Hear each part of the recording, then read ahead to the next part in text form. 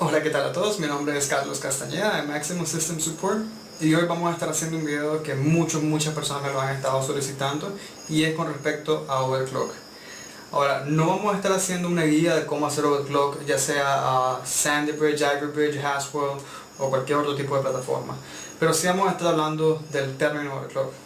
Así que espero que estén listos para tomar un poco de apuntes porque probablemente a lo largo de que pase el video van a haber muchos términos que probablemente los puedan confundir, así que van a tener que investigar un poco más al respecto de esto. Ya saben, si tienen cualquier consulta no duden en hacérmela, ya sea a través de YouTube en los comentarios o también pueden acceder a la página de Facebook de Maximum System Support. Que disfruten el video.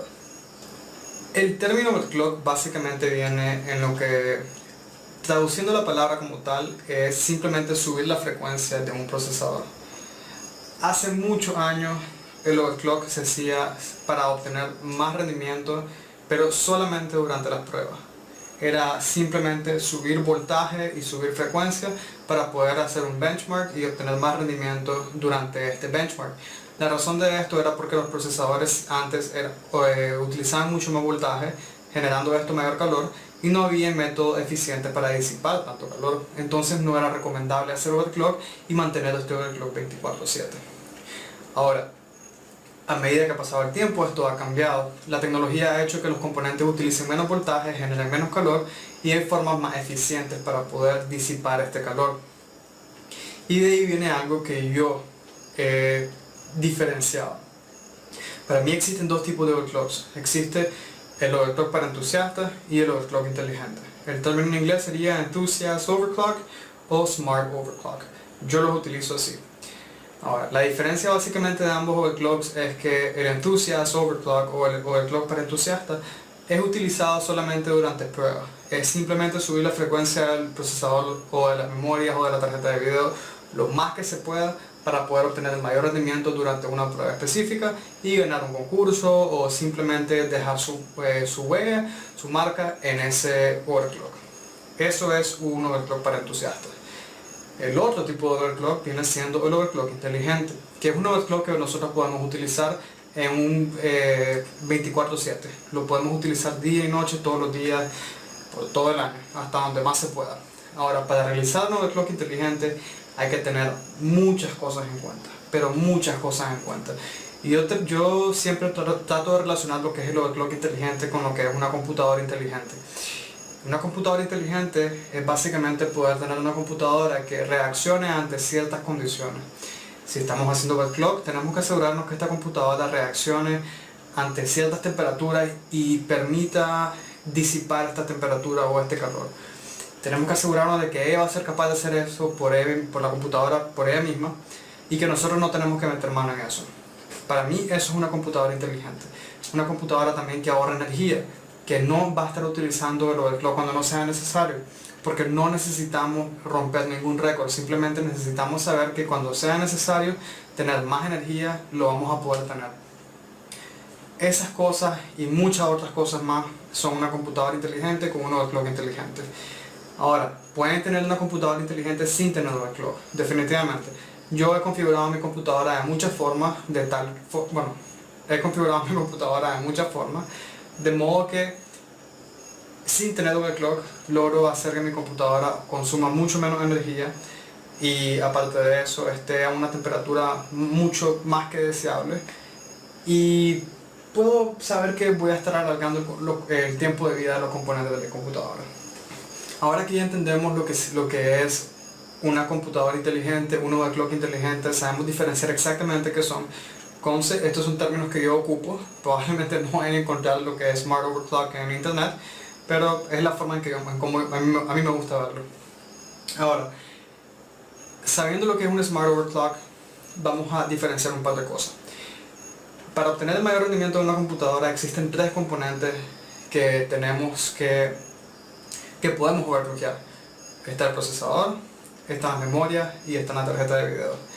Ahora, si queremos hacer un overclock inteligente, lo primero que tenemos que tomar en cuenta es el consumo de energía, no el rendimiento. ¿Por qué? Porque queremos obtener un rendimiento solo cuando sea necesario, pero no queremos cambiar una cosa por otra, no queremos cambiar un rendimiento por nuestro consumo de energía, y más ahora que la luz está tan cara. Así que teniendo en cuenta que el consumo de energía es lo primero que vamos a tener en mente al hacer overclock, tenemos que pensar un poquito en la fuente de poder. Así que siempre recomiendo por lo menos una fuente de poder Silver o Gold Certified, porque estas fuentes de poder, al ser más eficientes, no van a generar tanto calor, no van a perder tantos watts y no van a desperdiciar tanta energía. Aunque sea poco, aunque tal vez no afecte mucho lo que es su recibo de luz, existe la diferencia. Así que por lo menos recomiendo eso. Definitivamente pueden hacer overclock con una Bronze Certified Power Supply. Yo lo he hecho y he hecho overclocks muy altos. De hecho, llevé a un procesador AMD 8150 a 5 GHz con una Thermaltake de 700 watts, pero lo hice con la simple razón de que quería romper un récord personal, por supuesto. Así que no es lo que recomiendo. Si quieren tener una computadora inteligente, recomiendo 100.000 veces tener una fuente de poder, ya sea Silver o Gold Certified. Ahora que ya sabemos que la fuente de poder o la energía es algo que tenemos que tomar muy en cuenta y no dejarlo a un lado, lo segundo que vamos a tomar en cuenta es el enfriamiento. Ahora, sí queremos hacer overclock y sí queremos ganar rendimiento, pero no queremos desgastar la vida de nuestros componentes. Tampoco queremos que toda nuestra computadora aumente su temperatura. Así que si vamos a hacer overclock, nos aseguramos de tener suficiente energía y no desperdiciarla. Y aparte de eso, nos tenemos que asegurar también de que tenemos suficiente enfriamiento para poder realizar un overclock deseable. Ahora, tomemos en cuenta algo. Sí podemos realizar overclock con un disipador de bajo calibre, sin embargo, no vamos a realizar un overclock tan alto como lo podíamos hacer con un Corsair H100, un H110 o un enfriamiento líquido custom made, o sea, radiadores y mangueras y todo eso, y todas las otras piezas por otro lado. Así que eso sería algo a tomar en cuenta, el enfriamiento. Y ahora probablemente se están preguntando qué tipo de overclock puedo hacer sin gastar más energía y sin generar más calor. Definitivamente pueden hacer un overclock inteligente, y es ahí donde viene el término. Así que una vez que ya tenemos en cuenta esos dos detalles, energía y temperatura, tenemos que empezar a pensar en por qué vamos a overclockear y qué pieza vamos a overclockear. Al inicio del video les mencionaba que las tres piezas que definitivamente se pueden overclockear son procesador, memorias y tarjeta de video. Ahora, olvídense de que overclockeando memorias o procesadores van a obtener mayor rendimiento en su sistema operativo. Eso no va a pasar. A menos por supuesto que tengan un Pentium 4, Socket 478. Si ese es el caso, probablemente sí ganen un poco de rendimiento. Pero si tienen un Core i5, Core i3 o Core i7 y desean overclockear por el VCOK, olvídense de obtener más rendimiento. No les va a dar más rendimiento en el sistema operativo. Tampoco overclockear las memorias les va a dar más rendimiento. Recuerden que el sistema operativo está dado y está siendo manejado por lo que es el disco duro o el estado sólido. Si quieren aumentar ese rendimiento, ya saben, compren un estado sólido y esa es la forma de hacerlo. Si desean aumentar su rendimiento en lo que son los juegos, entonces sí, les recomiendo definitivamente que overclockeen procesador y tarjeta de video, no memorias. Y ahora, probablemente se preguntarán en qué momento voy a overclockear mis memorias. Ok, existen dos momentos para overclockear sus memorias. El primero es en el caso de que tengan un APU de AMD. Los APU de AMD se benefician al 100% de tener memorias de alta frecuencia. El segundo momento para overclockear lo que son memorias es en caso de que estén utilizando programas de edición de videos o de edición de fotos, de renderización, o que simplemente quieran sacarle el juguito a su memoria sin tener que dar nada a cambio, por supuesto. Así que, sabiendo ahora en qué momento tendríamos que hacer cada tipo de overclock, vamos a entrar a lo que son voltajes, a lo que son frecuencias, hasta dónde deberíamos de overclockear y cómo saber cuándo detenerlo. Ok, vamos a poner el ejemplo de que vamos a overclockear el procesador y la memoria. Y pongo este ejemplo porque ambas cosas están totalmente relacionadas. Desde lo que es Bloomfield, de lo que son los Core i7 920, 930, 950, 970, todos estos procesadores, hubo un cambio bastante grande en lo que son las tarjetas madres y los procesadores. Antes existía algo llamado Northbridge por Puente Norte, el cual incluía lo que es el video integrado de las tarjetas madres y aparte de eso incluía el IMC, Internal Memory Controller, que es el controlador de memoria, que se encargaba de mandar información y de regreso desde lo que son las memorias al procesador y viceversa. Hoy en día ya no existe un puente norte, no sé si lo habrán notado, y no solo es por el hecho de que ya las tarjetas madres no traen video integrado, sino por el hecho de que los procesadores traen el IMC, lo cual es bueno y es malo. Es bueno porque ya no tiene que hacer semejante transferencia casi de mitad de la tarjeta madre al otro extremo de la tarjeta madre. Eso aumenta un poquito lo que son las velocidades. Sin embargo, el problema es que estando el IMC dentro del procesador, las temperaturas aumentan y aparte de eso, estresa más al procesador. Así que tomen esto en cuenta. Si van a hacer overclock de procesador y quieren sacar el máximo rendimiento de su procesador, siempre haciendo el overclock inteligente, probablemente esto los deje limitados un poco con su memoria. Recuerden que lo que es el controlador de memoria interno en los procesadores, específicamente en Intel estamos hablando, anda entre los 1333 y los 1600 MHz. Más de eso estamos estresando al procesador y es por eso que las tarjetas madres, siempre que las compramos, dicen en las especificaciones que arriba de 1600 puede ser probablemente con overclock. Aunque exista la frecuencia 2133 hasta 3000 MHz, eso no significa que las tarjetas madres lo van a soportar efectivamente, porque no depende de la tarjeta madre, depende del procesador. He visto muchos casos de tarjetas madres que dicen soportar hasta 3000 MHz. Sin embargo, ponemos la memoria y no la soportan. ¿Por qué? Porque el procesador no fue cortado de la mejor parte, causando esto que no soporte al 100% esta frecuencia. Así que no es una garantía de que el procesador o la tarjeta madre vayan a soportar frecuencias más altas de lo que es el controlador de memoria, porque estamos hablando de overclock siempre, ¿verdad? Tomando esto en cuenta, si tenemos un procesador, y voy a dar el ejemplo en lo que es Ivy Bridge y Haswell. Ivy Bridge y Haswell tienen un problema que lo que es el TIM, Thermal Interface Module, creo que es la palabra, que básicamente la forma en cómo está pegado lo que es el núcleo del procesador como tal a lo que es el shroud del procesador, que es la parte de encima, que es la que hace contacto con el disipador. Ahora, antes eso estaba soldado. Ahora con Ivy Bridge y con Haswell, esa parte simplemente tiene pasta térmica, que es uno de los problemas más comunes, que si están metidos en esto del overclock, probablemente ya han escuchado de eso. Así que este pequeño problema que tiene Ivy Bridge y Haswell ha causado que el overclock ya no llegue a números tan altos, porque al subir voltaje las temperaturas empiezan a aumentar de manera drástica. Se nota la diferencia increíblemente. Ahora ya sabemos cuáles pueden ser los contras que tenemos en los nuevos procesadores y los pros que tenemos también. Son procesadores que consumen muy poca energía, pero a pesar de que consumen muy poca energía, a lo largo del tiempo han venido siendo detenidos por otras cosas que causan que no podamos overclockear a un nivel tan alto. Sin embargo, eso la verdad no importa, porque nosotros no estamos tratando de overclockear un procesador hasta 5 GHz, simplemente queremos obtener ganancias, queremos obtener un poco más de rendimiento. Ahora que sabemos esto, otra de las cosas que tenemos que tomar en cuenta era el consumo de energía, y era el consumo de energía no solo de la fuente de poder, sino del procesador. El procesador tiene varios estados de consumo de energía y ahorro de energía, preferiblemente. Entre ellos está el C1, C3, C6 y C7. Cada uno de estos estados básicamente lo que indica es que bajo ciertos momentos dentro del uso del procesador, él puede cambiarse a un estado en donde no requiera tanto voltaje para poder funcionar.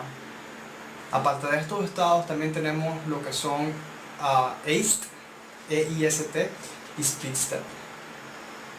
Estas dos características lo que permiten es que el procesador pueda cambiar de multiplicador de tal forma que su frecuencia baje y que su voltaje esté también relacionado a la frecuencia que va ejecutando en ese momento. Es decir, que si el procesador está es de 3.6 GHz y se baja a 800 MHz, a esos 800 MHz no va a utilizar los mismos 1.15 voltios que utilizaba antes, probablemente utilice 0.40, 0.50 voltios. Entonces, Esas son cosas que un overclocker definitivamente, que en cualquier lado que lo lean, les va a decir desactiven. Pero es ahí donde nos van a sugerir eso porque piensan que el overclock es algo para obtener un punto, un número, y no es así. Lo que estamos tratando con el overclock es obtener más rendimiento, pero no queremos dar nada a cambio. Así que olvídense de desactivar cualquier característica que permita manejar el consumo de energía o ahorro de energía de manera eficiente. Dejen todas esas características activadas. Si ya no pueden overclockear con esa característica activada, entonces es momento que se detengan. Ya no sigan overclockeando. Mantengan esas características activadas en lo que es la BIOS o la UEFI y overclockeen hasta donde más puedan teniéndolas activadas. Voltaje y temperatura. Dos cosas que van agarradas de la mano. ¿Por qué? Porque siempre que subimos un poco el voltaje, las temperaturas van a subir. Ahora, es muy probable que si suben 0.5 voltios sin subir la frecuencia, esto no genere más calor. Y si genera más calor, probablemente sea 1 o 2.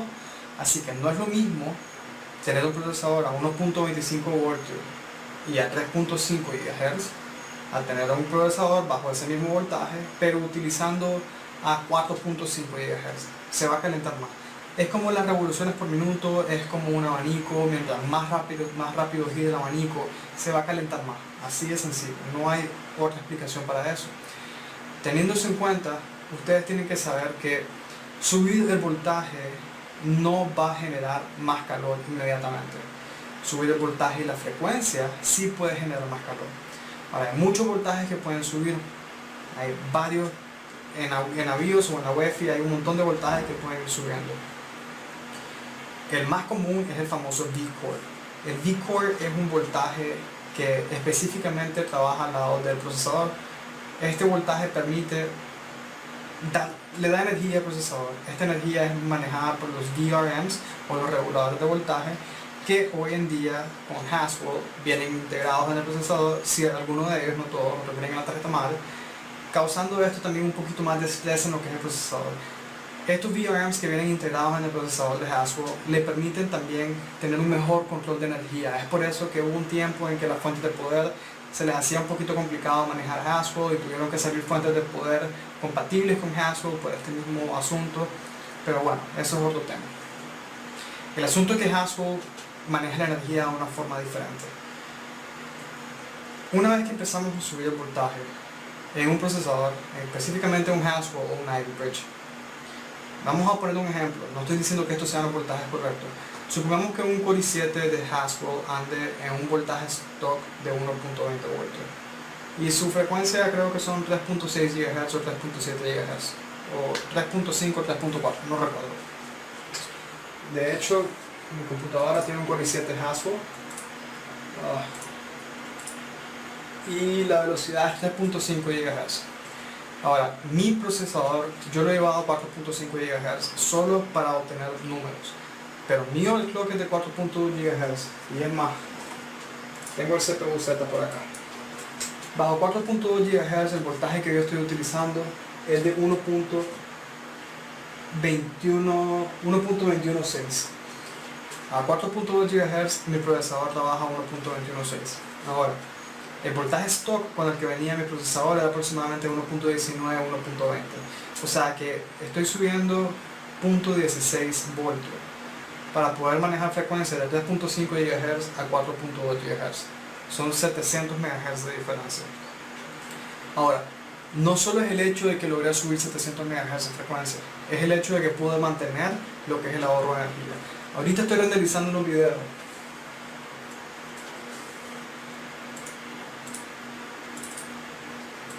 La temperatura está en 70 grados, 60 grados, 60, 65, 60, 64, 66, 63. Esa es la temperatura que estoy manejando en mi Core i7 4770K, renderizando ciertos videos. Unos videos de este mismo video que estoy haciendo, la primera parte. Ahora, en cuanto a eso termine, espero que no le falte mucho, sí le falta, vamos a poder observar lo que es el voltaje al que baja y cómo va cambiando el multiplicador. Ahora, el procesador funciona de una forma muy sencilla. tiene una frecuencia base que es de 100 MHz, que es el BCLK o BCLK. Esta frecuencia base, que no solo trabaja con el procesador, sino trabaja también con lo que es la tarjeta madre. Los 100 MHz provienen del puerto PCI Express. Pareciera que no tiene sentido, pero sí lo tiene. Y es por eso que muchas veces este BCLK son 100 MHz cerrados. En este caso tengo 99.98, 100.01, 99.98 y está saltando. La razón de esto es porque la frecuencia del módulo PCI Express es de 33.3 MHz. Ahora, si las computadoras funcionan bastante con lo que son multiplicadores. Este 33.3 MHz, al multiplicarlo por 3, nos da 100 o nos da 99.99 o por ahí anda. De ahí viene lo que es el BCLK o el bus de lo que es el procesador. Al multiplicar este bus con un multiplicador, para que la redundancia, del procesador, que en este caso el procesador por ser de 3.5 GHz, el multiplicador es de 35. 100 por 35 va a ser 3500 MHz, pasado GHz son 3.5 GHz. Por ende, la forma en cómo funciona el ahorro de energía del procesador es ese multiplicador de 35, que en los modelos K del Haswell y Hyperbridge permite cambiarlo. Ahora, ese multiplicador va bajando y va subiendo, de manera que la frecuencia total del procesador vaya cambiando. Y los estados de energía, ACE y el C1, C3, C6, C7, permiten que el voltaje vaya cambiando también. Hay muchos términos que hay y por eso les dije que tienen que tener muchas cosas en cuenta. Yo solo les estoy dando un par de tips para que los tengan en cuenta y los puedan emplear al momento de realizar su overclock.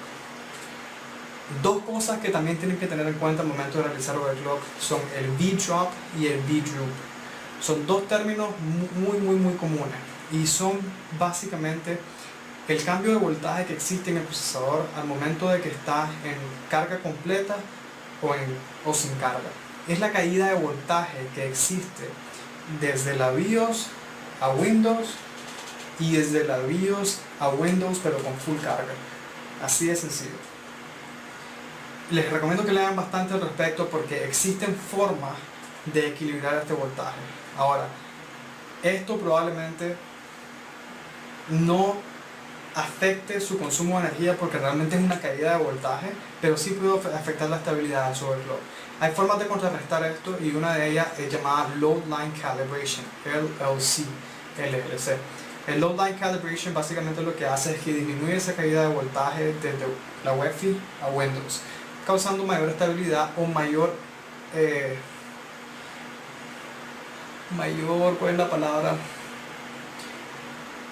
Es que el voltaje de la BIOS o de la UEFI sea más cercano al que vemos en Windows. Así de sencillo. Así que ese es otro término que tenemos que tomar en cuenta para poder tener un overclock más estable y más inteligente para consumir la energía que sea necesaria, ni un poco más ni un poco menos. Ahorita los fans de mi computadora se acaban de bajar, así que supongo que acaba de terminar de renderizar los videos. Y así es. Ahorita mi procesador está en 800 MHz y está a 0.18 voltios. Es increíble, ¿no? Saber que cuando estaba renderizando estaba en 4.2 GHz y ahora está en 800 MHz y pasó de 1.21 voltios a 0.12 voltios. Es un ahorro de energía increíble. Ahorita no necesito utilizar el overclock, pero mientras estaba renderizando sí lo necesitaba ocupar. Así que ahí tienen. Esa es la forma en cómo manejo lo que es la eficiencia de mi overclock al mantener el voltaje y frecuencias trabajando de a la manera como yo quiero, sin desgastar nada.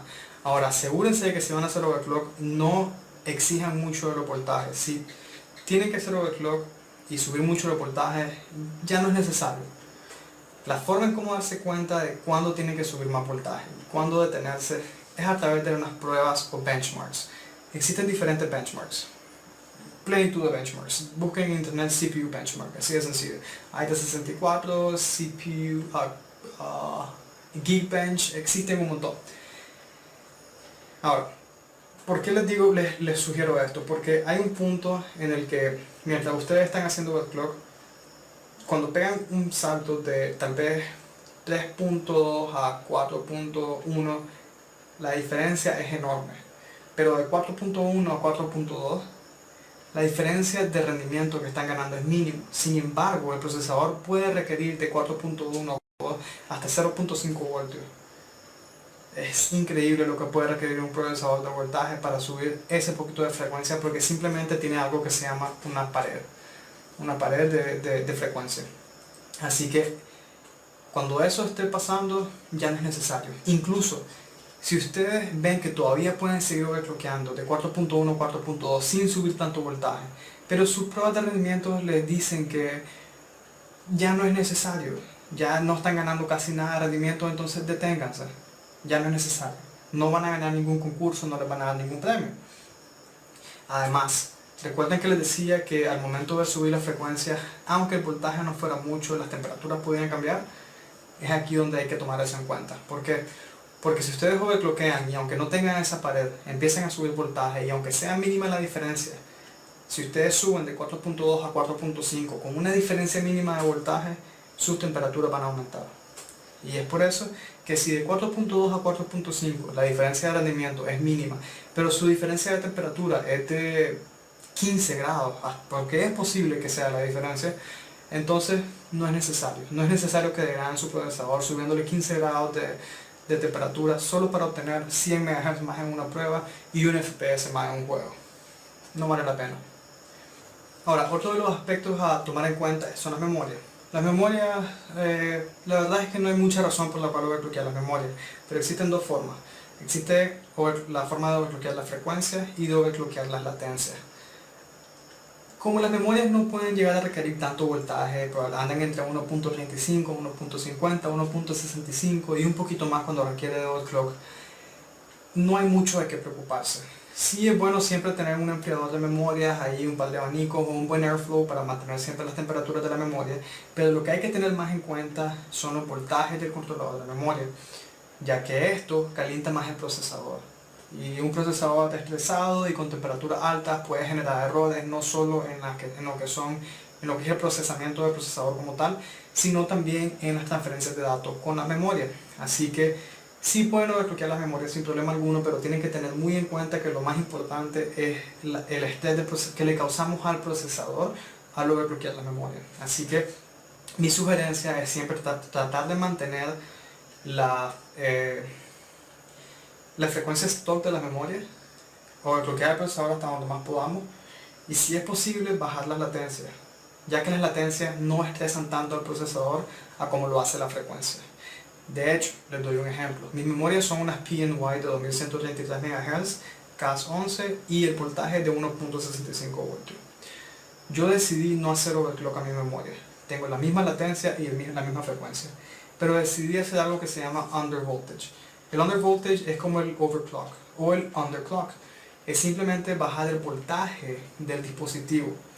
Mis memorias son de 1.65 voltios y yo las tengo funcionando a 1.62 voltios. Perdón, a 1.60 voltios. Y en esto me confundí ahorita porque hay también un V-drop. ¿Por qué? Porque en mi BIOS o en la UEFI las tengo configuradas a 1.62 voltios. Pero estando dentro de Windows, el voltaje con el que realmente están operando es con 1.60 voltios. Esa caída de voltaje es llamada V-drop. Así que eso para mí es muy bueno. ¿Por qué? Porque estoy ocupando menos energía, estresando menos al procesador y aparte de eso estoy obteniendo el mismo rendimiento que yo quiero al overclockear mi procesador, no mi memoria. Es un tip que ustedes pueden utilizar al bajar el voltaje a sus componentes para alargar su vida, menos temperaturas, menos consumo. Ustedes deciden cuál es el límite. Ahora, por otro lado, tenemos las tarjetas de video. Las tarjetas de video son un poco más complicadas de entender, porque hay muchas cosas que podemos trabajar en ellas. Y el problema de las tarjetas de video es que son un poco más delicadas. Cuando hablamos de tarjetas de video podemos overclockear lo que es el núcleo y las memorias. Al overclockear las memorias, overclockeamos también el shader clock o la frecuencia de las sombras, creo que así se dice en español.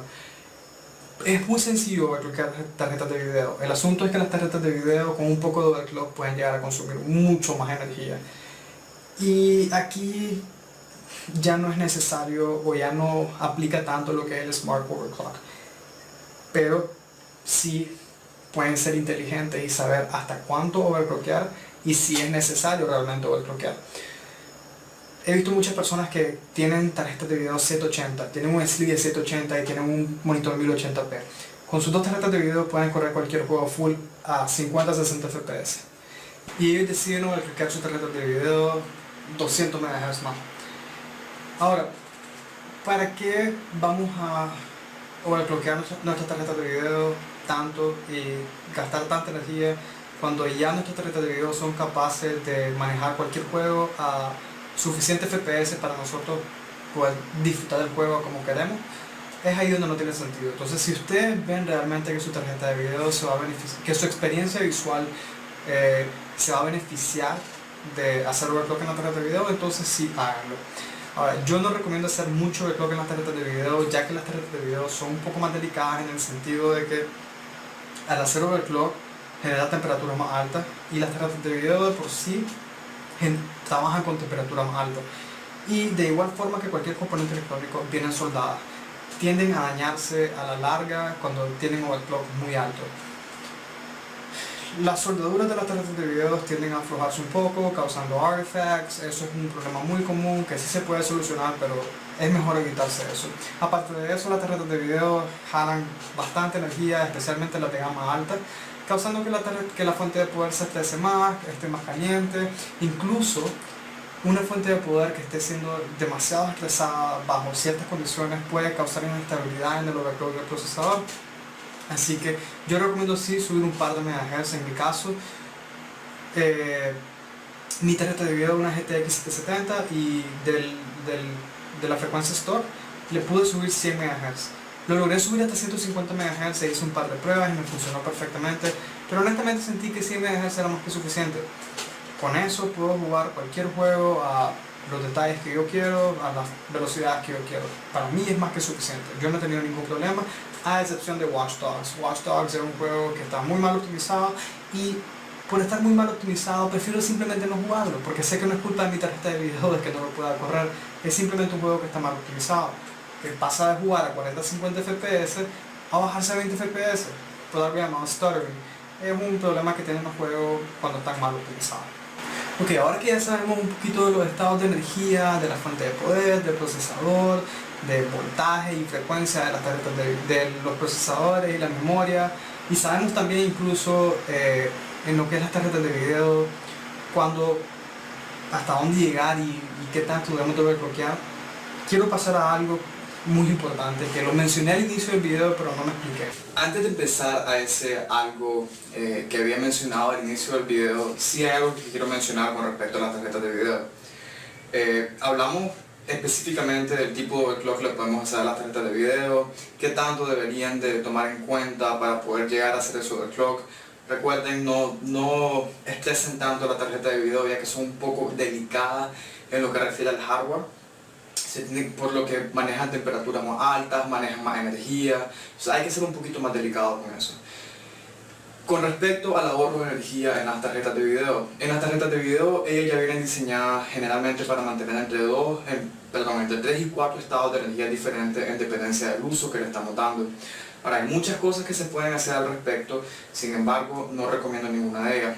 La más importante o la más común, por decir así, es algo que se llama cambiar la BIOS. Podemos modificar la BIOS de nuestra tarjeta de video y cambiar los estados de energía que ellas tienen, básicamente cambiando la frecuencia que manejan a cada uno de estos estados. Lo otro que podemos hacer para el ahorro de energía es hacer under voltage, que es lo mismo que en los procesadores, es simplemente bajar los voltajes de la tarjeta de video. Perfectamente se puede hacer esto, pero tomen algo muy en cuenta.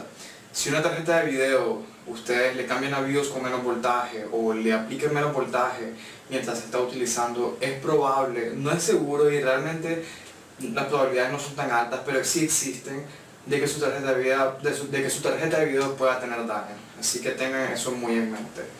Lo pueden hacer, pero tienen que tener mucho cuidado, hacer las pruebas necesarias y todo lo necesario. Ahora, finalmente, ya que entendemos un poco más de tarjetas de video, más del overclock inteligente para lo que son los procesadores, la memoria, hay una última cosa. También hablamos del ahorro de energía, de las fuentes de poder, cosas que hay que tener en cuenta, que son muy básicas para el overclock. Pero hay una última cosa que no la he mencionado todavía y no he entrado mucho en detalle al respecto. Y es con respecto al enfriamiento.